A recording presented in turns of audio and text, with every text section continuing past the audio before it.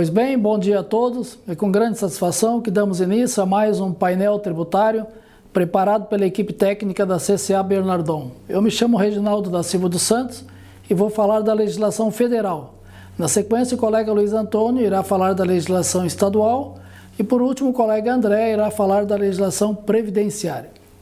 Relativamente à legislação federal, o primeiro assunto que a gente traz é diz respeito ao comunicado da Receita Federal quanto à redefinição dos prazos de entrega de DIRF, da DMED, da DIMOB e da E-Financeira, que pelo calendário inicial, considerando que os últimos dias de fevereiro tem o feriado de carnaval, então eles não seriam considerados dias úteis para fins de feriado bancário. Então, inicialmente, o calendário da Receita Federal previa como entrega da DIRF, DMED, DIMOB e E-Financeira como sendo dia 25 de fevereiro.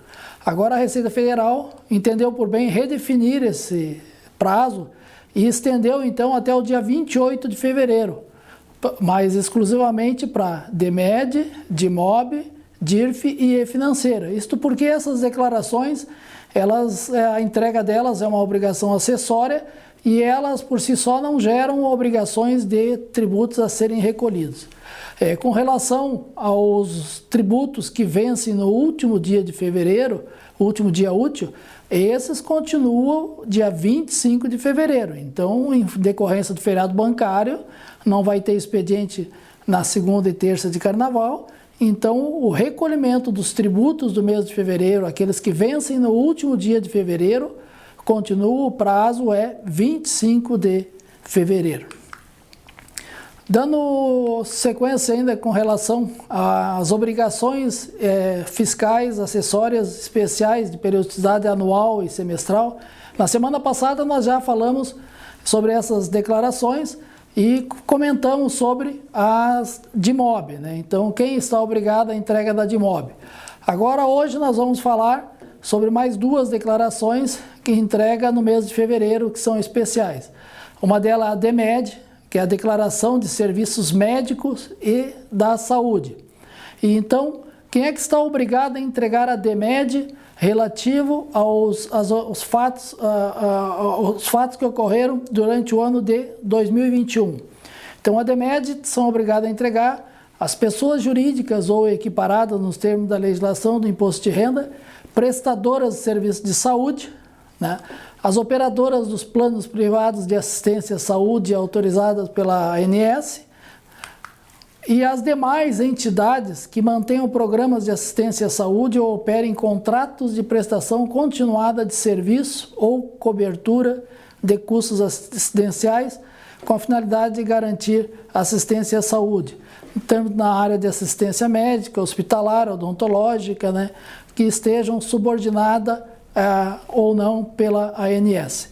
Então, as empresas de saúde, né, toda da área de saúde, elas são obrigadas a entregar no mês de fevereiro, no caso até o dia 28, nesse caso da DMED, essa declaração que vai prestar para a Receita todas aquelas informações de todas as pessoas físicas que pagaram, utilizaram serviços médicos e que, por óbvio, essa DMED ela tem por finalidade, a finalidade principal dela é o confronto entre as informações que os contribuintes, pessoa física, prestam nas suas declarações de ajuste anual, onde fazem todos os abatimentos das despesas médicas, com a efetiva comprovação da veracidade desses gastos. Então, as despesas médicas, a Receita, a forma de fazer o cruzamento, né? Uma delas é através da DMED, onde todas as informações que são prestadas na DMED são confrontadas com as declarações de ajuste anual para ver se são validadas as informações que os contribuintes prestam para abater despesas médicas, sejam próprias de seus dependentes. E a outra forma é as próprias declarações de imposto de renda de ajuste anual dos profissionais da saúde, pessoa física, os médicos, dentistas, odontológicos, fisioterapeutas, psiquiatras. Esses, através do livro caixa da sua atividade individual, pessoa física, eles rediscriminam lá todos os contribuintes, pessoas físicas, que pagaram serviços médicos. Então, através dessas duas fontes de consulta, a Receita valida ou não os gastos que os contribuintes declaram em suas declarações. Então, a DEMED é essa declaração que o prazo de entrega, então, 28 de fevereiro. Além da DEMED, nós temos também para o mês de fevereiro a DECRED, né? A DECRED é uma declaração de operações com cartões de crédito. Então, a obrigatoriedade ela está restrita às instituições emissoras de cartão de crédito e às instituições responsáveis pela administração de redes de estabelecimentos credenciados e pela captura de transmissão de transações dos cartões de crédito. Então, essas empresas, pessoas jurídicas, estão obrigadas a fazer a entrega da DECRED. A DECRED, a entrega dela é semestral. Então, a entrega agora no mês de fevereiro é relativo ao segundo semestre de 2021. Primeiro semestre já venceu lá em setembro de 2021. E na DECRED, geralmente, a obrigatoriedade de declaração é os gastos de valores superior a R$5.000 pessoas físicas, né, e R$10.000 pessoas jurídicas. Não impedindo, é lógico, que essas instituições todas façam declaração geral. Então, com relação ao recado na parte federal, que a gente gostaria de transmitir no dia de hoje, seriam esses 3 pontos aí. E fica o registro, então, da atenção que os contribuintes têm que dar para essas declarações anual, né? Na semana passada nós falamos da DIMOB, então hoje falamos da DEMED e DECRED. Então seria esse o recado que gostaríamos de transmitir aos senhores.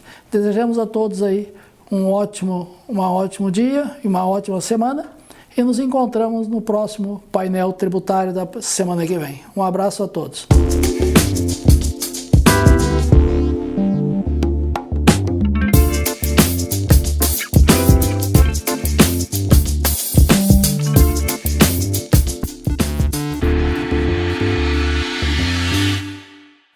Bom dia a todos. Dando continuidade ao painel tributário da CCA, vamos tratar agora de algumas alterações da legislação do ICMS do Estado do Rio Grande do Sul. Também vamos comentar algumas respostas a questionamentos realizados à nossa consultoria tributária na semana passada.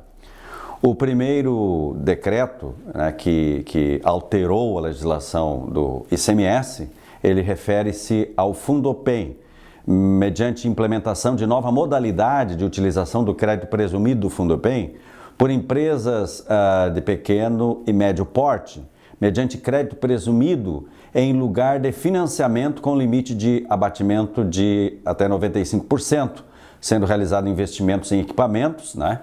E também acaba enquadrando esse benefício para fins de fator de fruição do benefício, o FAF, né, que foi implementado a partir de janeiro, como um benefício contratual. Tá? O segundo, também uma alteração vinculada ao ICMS, trata da importação, através de uma instrução normativa que está na sua tela.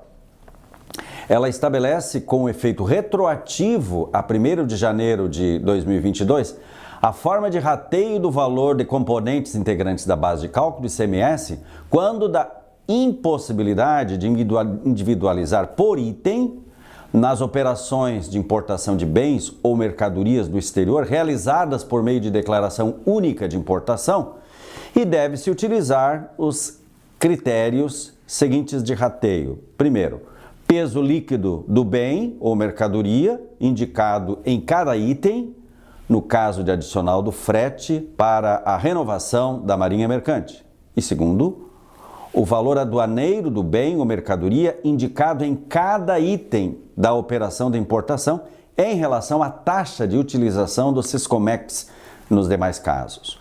O valor dos componentes integrantes da base de cálculo do ICMS será calculado pela divisão do valor total destes componentes, proporcionalmente ao item tributado ou não, de acordo com os critérios mencionados, né? Que são peso líquido e valor aduaneiro.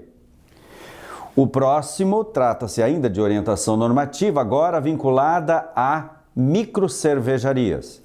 A instrução detalha regras relativas à fruição e à escrituração fiscal digital aplicáveis ao crédito fiscal presumido de ICMS concedidos às microcervejarias, de acordo com o título 1, capítulo 5, em que foi acrescentado o item 18. Então, são regras que foi acrescentado através de um capítulo da própria instrução normativa que trata das orientações normativas no estado do Rio Grande do Sul.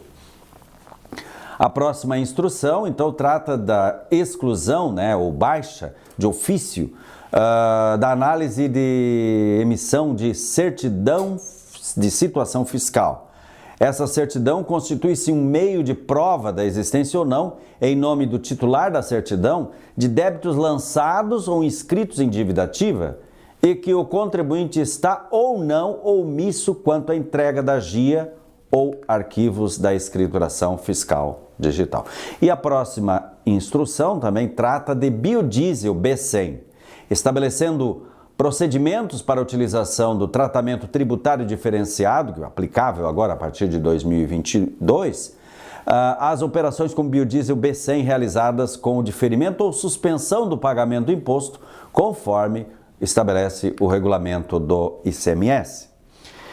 E também tivemos mais uma instrução, esta quanto à nota fiscal de consumidor eletrônica, inclui hipótese de dispensa da escrituração desse documento quando o total do ICMS das operações de saídas por ela documentadas for igual a zero. As condições alteradas para a dispensa desta previsão estão na instrução normativa do ICMS. Depois tivemos consultas na nossa consultoria tributária que são de relevância realmente direcionadas ao ICMS para os contribuintes. A primeira consulta é quanto à venda ao abrigo do diferimento do ICMS, se devem ser respaldadas por contranota ou nota fiscal de entrada, no caso, Nossa resposta, obviamente, de acordo com o regulamento, sim.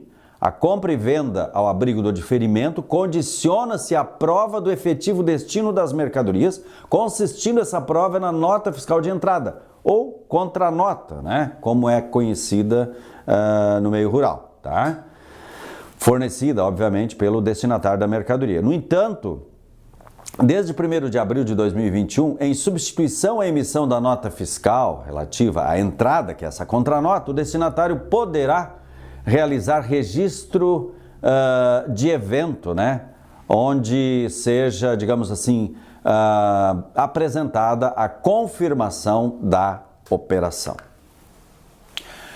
A segunda consulta foi a posição do Estado do Rio Grande do Sul sobre a vigência da Lei Complementar 190 de 2022, que regulamentou o DIFAL, ou Diferença de Alíquota Interestadual e Interna do Estado de Destino, com contribuintes consumidores finais gaúchos. A resposta foi baseada numa notícia da Secretaria da Fazenda, divulgada no dia 11 de fevereiro de 2022, que divulgou no seu site esclarecimentos que a cobrança da DIFAL, que é a diferença entre a alíquota interna e interestadual, destinada a consumidor final do Estado do Rio Grande do Sul, com não contribuintes, será exigida a partir de 1º de abril de 2022. Isso é importante porque esse é um posicionamento inicial do Estado do Rio Grande do Sul, pois até então não havia qualquer manifestação do Estado. Esse entendimento considera o disposto na lei complementar e também na lei estadual 8.820 e também no convênio número 235 de 2021. Contudo, tendo em vista a tramitação no Supremo Tribunal Federal das ações direta de inconstitucionalidade número 7066 e 7070, a cobrança poderá retroagir a 1º de janeiro de 2022, dependendo da decisão do STF. Então isso complica um pouco, pois traz uma certa insegurança jurídica, para o contribuinte, que em princípio tem a informação de 1º de abril. Mas se STF decidir por 1º de janeiro, retroage a 1º de janeiro. Eram essas as informações da área fiscal vinculada ao ICMS do Estado do Rio Grande do Sul que gostaríamos de transmitir nesta oportunidade. A seguir, o colega André vai comentar as alterações na legislação previdenciária. Um bom dia e uma ótima semana a todos. Muito obrigado pela sua atenção e até o próximo painel tributário da CCA.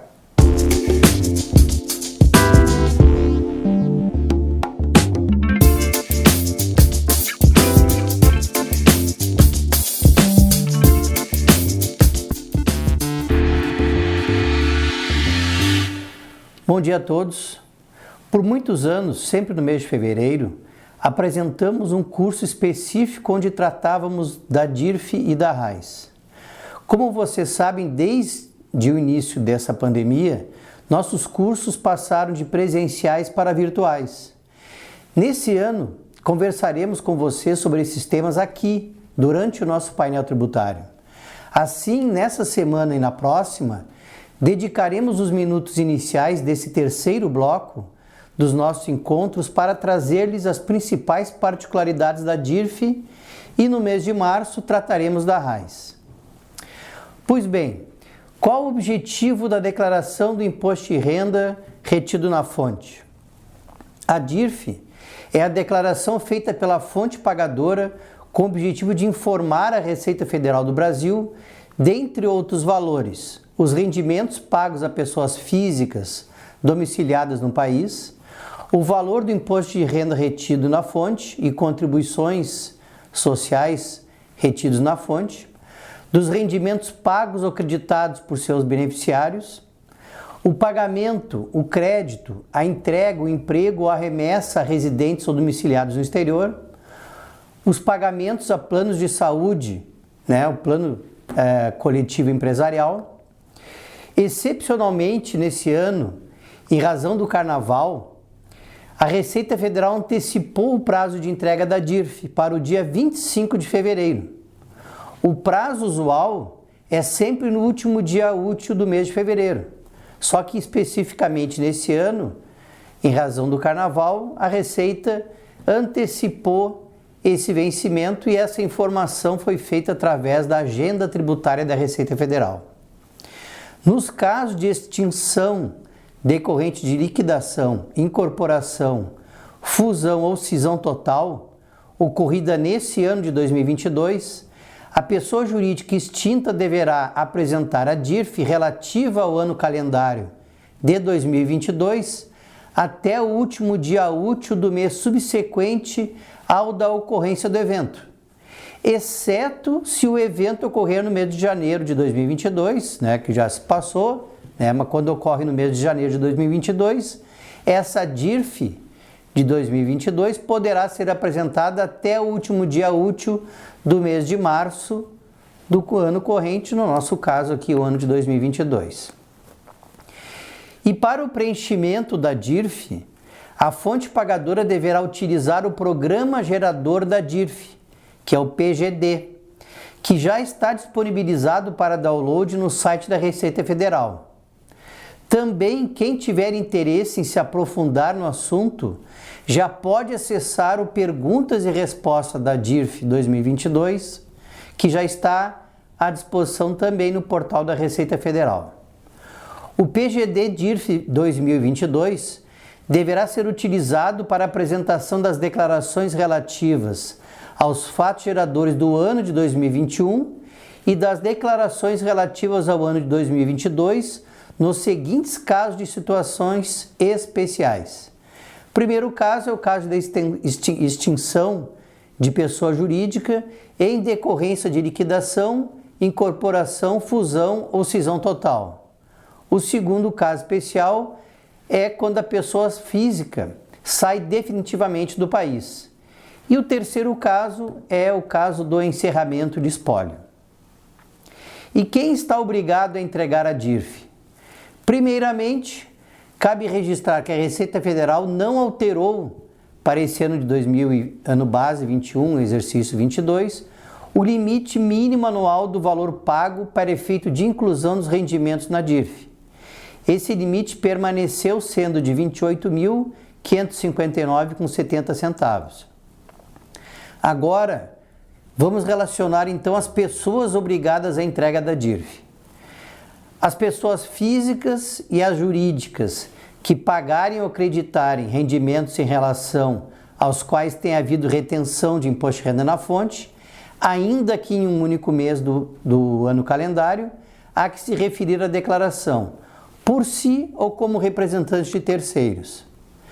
Também as seguintes pessoas físicas e jurídicas, ainda que não tenha havido retenção do imposto: órgãos e entidades da administração pública federal, candidatos a cargo eletivos, inclusive vices e suplentes, e pessoas físicas e jurídicas na condição de sócio ostensivo de SCP, que são as sociedades em conta de participação. Também estão obrigadas as pessoas físicas e jurídicas residentes e domiciliadas no país que efetuaram pagamento, crédito, entrega, emprego ou remessa à pessoa física ou jurídica residente ou domiciliada no exterior, de valores referentes a aplicações em fundos de investimento, de conversão de débitos externos, a royalties, serviços técnicos e de assistência técnica, a juros e comissões em geral, a juros sobre capital próprio, a aluguel e arrendamento, a aplicações financeiras em fundos ou em entidades de investimento coletivo, a carteiras de valores imobiliários e mercados de renda fixa ou renda variável, a fretes internacionais, a previdência complementar e fundo de aposentadoria programada individual, que é o FAP, a remuneração de direitos, a obras audiovisuais, cinematográficas e videofônicas, a lucros e dividendos distribuídos, a cobertura de gastos pessoais no exterior de pessoas físicas residentes no país, em missões oficiais ou em viagem de turismo, negócios, serviço ou treinamento, aos rendimentos previstos no artigo 1º do Decreto 6.761 de 2009, que tiveram a alíquota do imposto sobre a renda reduzida a zero, exceto no caso dos rendimentos específicos a que se refere o parágrafo 4º do mesmo artigo, e, por fim, aos demais rendimentos considerados como rendas e proventos de qualquer natureza, na forma prevista na legislação específica.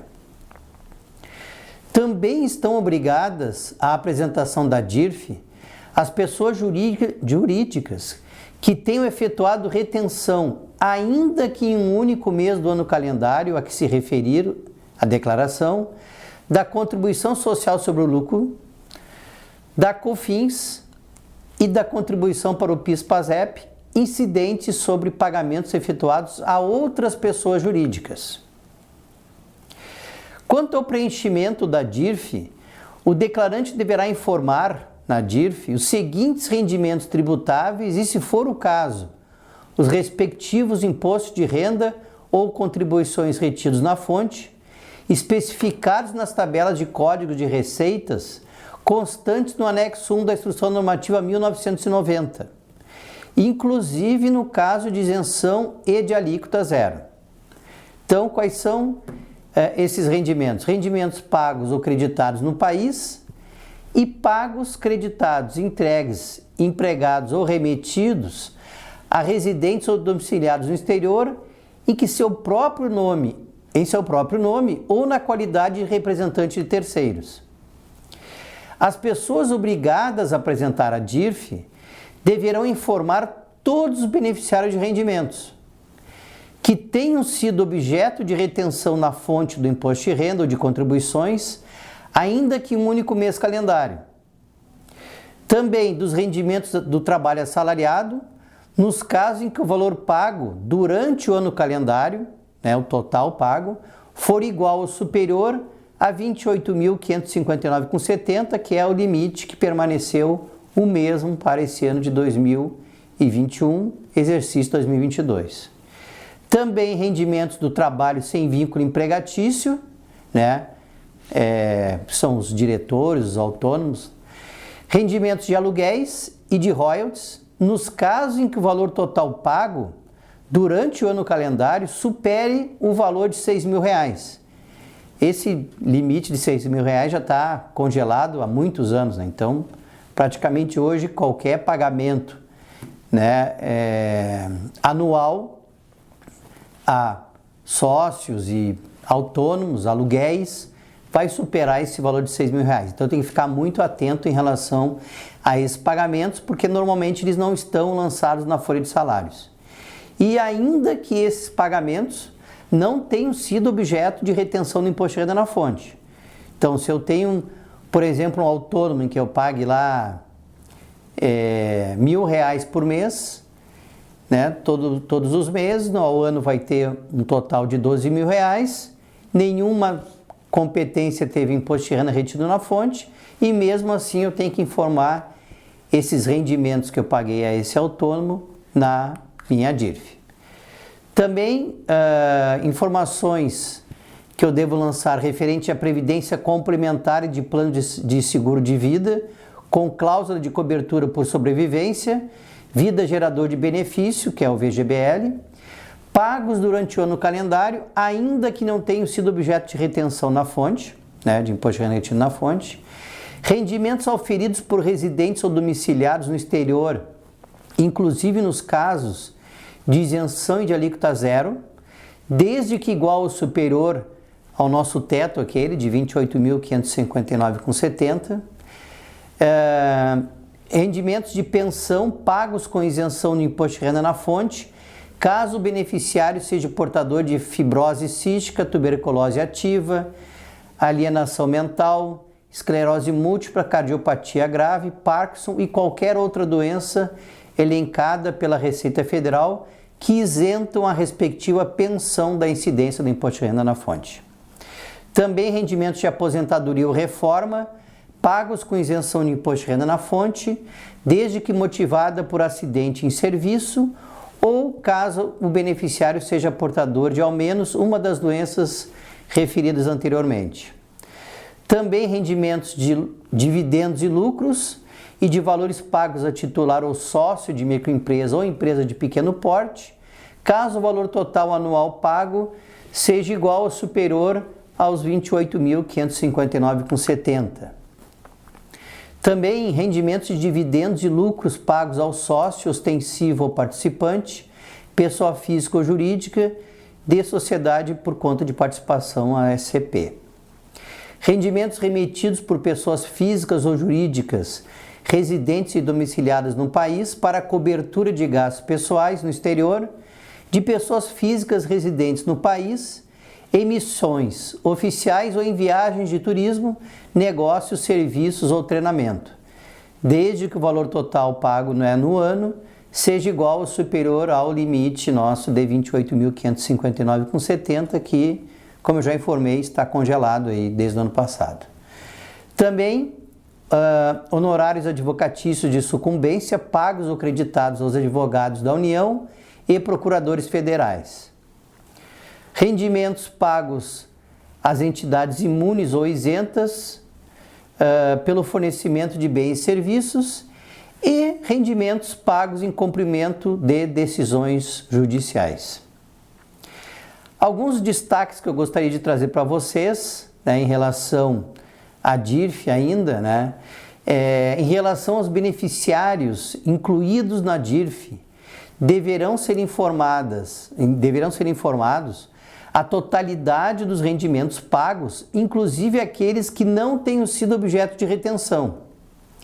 Ou seja, mesmo que a retenção tenha ocorrido em apenas um mês, todos os rendimentos pagos no ano a esse beneficiário deverão ser informados na DIRF, ainda que o montante não atinja aquele nosso teto dos R$ 28.559,70. Outro destaque é para o caso das empresas que oferecem plano de saúde na modalidade coletiva empresarial, que deverão informar os totais anuais correspondentes à participação financeira do empregado no pagamento do plano de saúde, e discriminadas as parcelas correspondentes ao beneficiário titular e também as correspondentes a cada dependente desse nosso titular. Ou seja, os valores custeados pelo empregador não são informados na DIRF, né? apenas os valores que são descontados dos beneficiários. Ainda lembramos que deverão ser informados na DIRF os rendimentos tributáveis em relação aos quais tem havido depósito judicial do imposto de renda retido na fonte ou de contribuições, e aqueles que não tenham tido retenção na fonte em razão de concessão de medida liminar ou de tutela antecipada. Outro detalhe importante diz respeito à dispensa de informação na DIRF. Está dispensada a informação de rendimentos correspondentes a juros pagos ou creditados de forma individualizada a titular sócio ou acionista a título de remuneração do capital próprio calculado sobre as contas do patrimônio líquido da pessoa jurídica relativos ao Código de Receita 5.706 e em relação aos quais o imposto retido na fonte no ano calendário tenha sido igual ou inferior a R$10.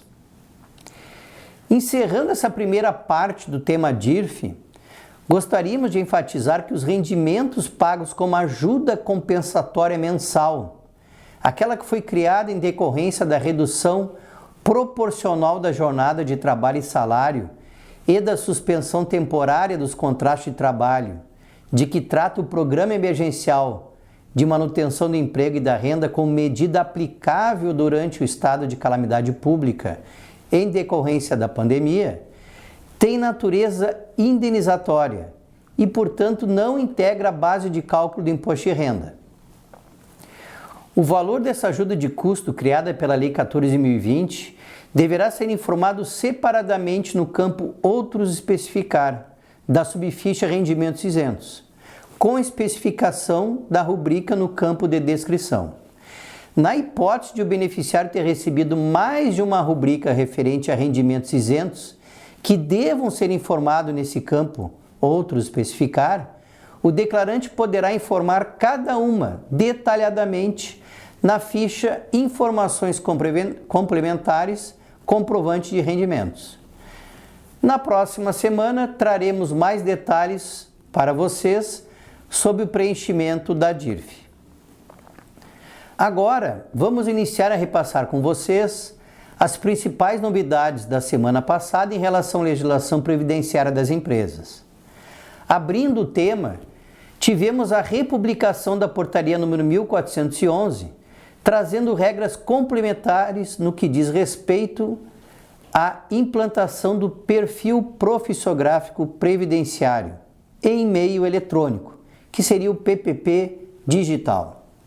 A norma define como deve ser declarada a ausência de risco no E-Social, acrescentou o documento substitutivo ao laudo técnico de condições ambientais do trabalho, que é o LTCAT, e estabeleceu regras sobre quando um agente nocivo deve constar no PPP. Inicialmente previsto para iniciar em janeiro desse ano, a obrigatoriedade do PPP digital foi prorrogada para janeiro de 2023. Mas, diante da expressividade e complexidade dos dados que devem ser informados no PPP, a nossa recomendação é que não deixem para atualizar seus dados somente no final do ano. Então, vamos já iniciar um trabalho de base nas informações que alimentarão o nosso PPP digital. Também na semana passada, tivemos a divulgação pela Caixa Econômica Federal da nova versão do Manual de Orientações Regularidade Empregador, junto ao FGTS, que dispõe sobre os procedimentos pertinentes à regularidade do empregador junto ao Fundo de Garantia. Também a concessão do certificado de regularidade do Fundo de Garantia, o parcelamento de débitos de contribuições devidas ao Fundo de Garantia, o parcelamento de débitos de contribuição social, a regularização de débitos dos empregadores por meio da Guia de Regularização de Débitos do Fundo de Garantia e também a regularização de débitos protestados. A versão 14 do manual já se encontra disponível no site da Caixa Econômica Federal para download. Também destacamos que em nota publicada no portal do E-Social, no último dia 9, foi informado que o período de convivência durante o qual são recebidos eventos nas versões 2.5 e S1.0 do E-Social, que seria encerrado em março próximo, será prorrogado até 22 de maio de 2022. Significa que a partir do dia seguinte, 23 de maio de 2022, apenas eventos enviados na versão S1.0 serão recebidos pelo E-Social. A maioria dos empregadores já migrou para a nova versão, a versão S1.0, mas há ainda usuários que transmitem eventos na versão antiga. Se esse é o seu caso, sugerimos que atualize o seu sistema da gestão da folha. Os sistemas web do E-Social, por sua vez, sempre trabalham utilizando a versão mais recente do sistema, o que inclui o módulo web geral e os módulos simplificado, doméstico, segurado especial e microempreendedor individual.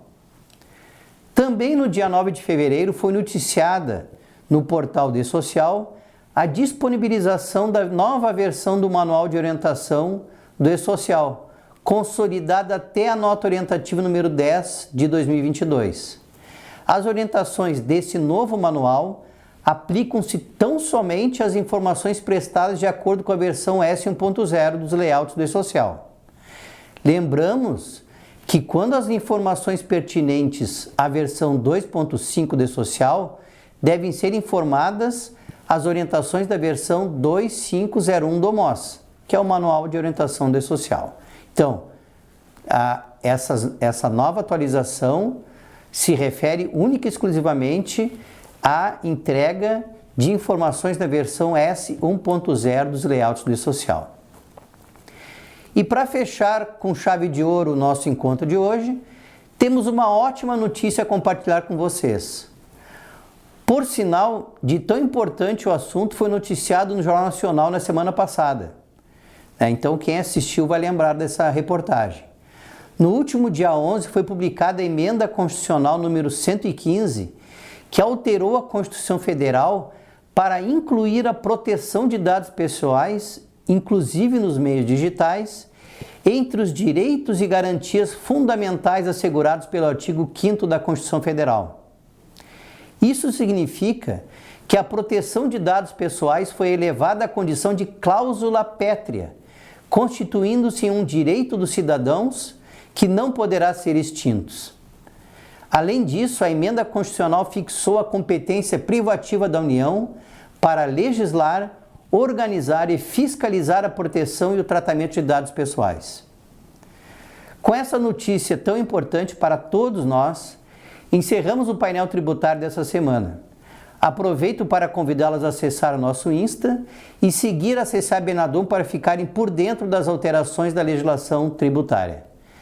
Desejo a todos uma ótima semana.